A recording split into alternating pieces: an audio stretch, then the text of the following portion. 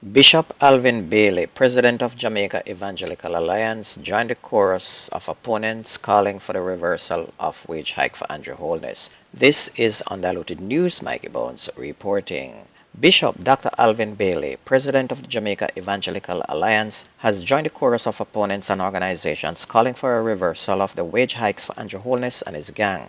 Bishop Bailey condemned the raise as terrible and intolerable during a church service in Portmore St. Catherine on Sunday, saying that they came at a time when workers in the public and commercial sectors are being forced to accept low wages.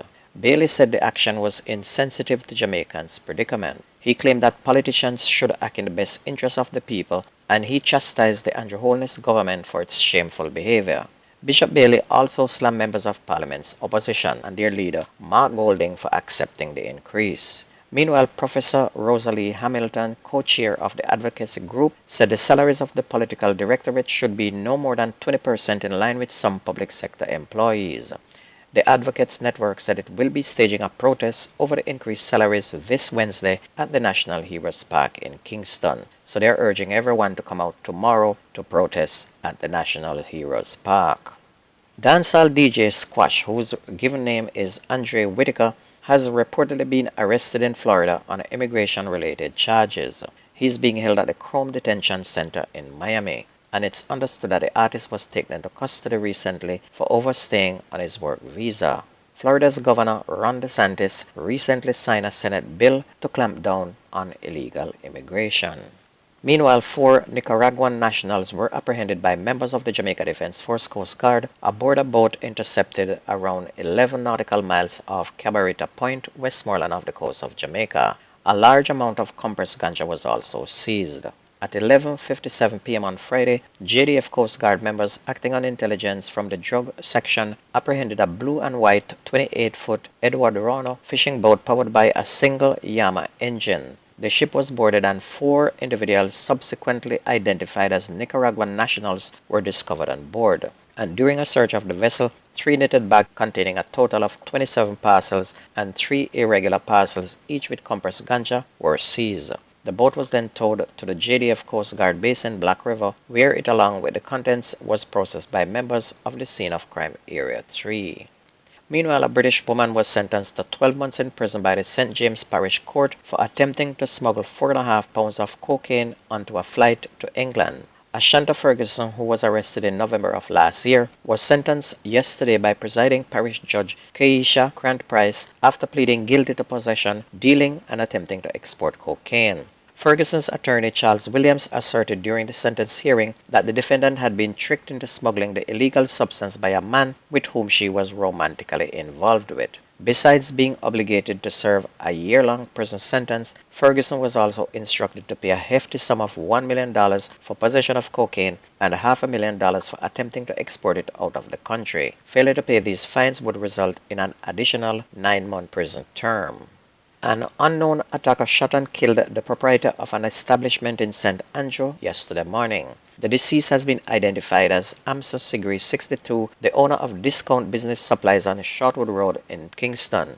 According to a police investigation, Sigri was inside his business place at 9:46 in the morning when a lone man entered. The man then brandished a gun and fired at Sigri, striking him in the upper body. The suspect then fled in a waiting motor car. The police were summoned and a team from Grand Spend Police Station took the deceased to the Kingston Public Hospital where he was pronounced dead on arrival. The Westmoreland police have now launched a search for a group of gunmen who carried out a drive-by attack in the parish on Sunday, leaving 3 people wounded. The attack was committed at Morgan's Bridge in Burnt Savannah. Investigators said at about 9 a.m. a group of men were sitting under a tree when a motorcar drove up and the occupants opened fire on them. The 3 victims were rushed to hospital where they were admitted. Investigators said that they recovered 26 pen shells from the crime scene. That means that these gunmen did not intend to leave anyone alive. Onto sports, Sherika Jackson won the women's 200 meters at the Jamaica Athletics Administrative Association All-Comers Track and Field meet on Saturday, clocking an impressive time of 22.25 seconds.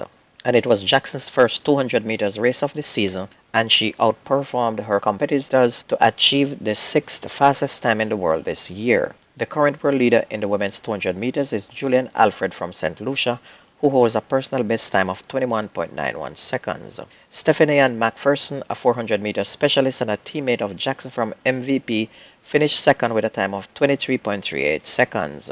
Tatiana Pinto of Germany, representing Elite Track Club, claimed third place in her first event of the season, crossing the finish line in 23.74. And in the men's 200 meters race, British sprinter Zarnell Hughes from Racers Track Club was easily the fastest over the heats in a season's best 20.18 second. Jazeel Murphy from Titans International secured second overall after winning Heat 6 in 20.76 seconds, while Nigel Ellis from Elite Track Club clocked 20.80 seconds for second behind Murphy. Oblique Seville of Racers Track Club displayed impressive form in the men's 100 meters. Seville achieved a season's best time of 9.94 seconds, easily the fastest time over the heats. Rohan Watson from MVP Track Club, who previously recorded a best time of 10.32 seconds this season, to claim second place overall with a time of 10.12, while Johan Blake, the second fastest man of all time, finished third overall with a time of 10.15 seconds, having placed seconds in Seville's section.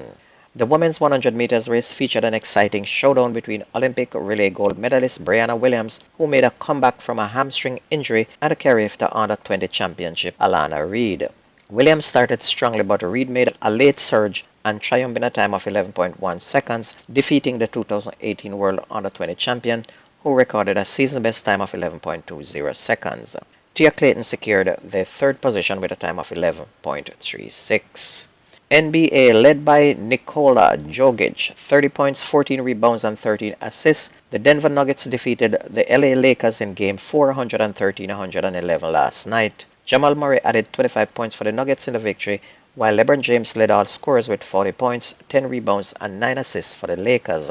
And after closing out this best-of-7 series 4-0, the Nuggets will now advance to the NBA Finals for the very first time in franchise history, where they will face the winner of the Boston Celtics or the Miami Heat. Miami lead 3-0 and will now try to finish off the Boston Celtics tonight. So go Heat, but it's gonna take a lot to take out Boston tonight.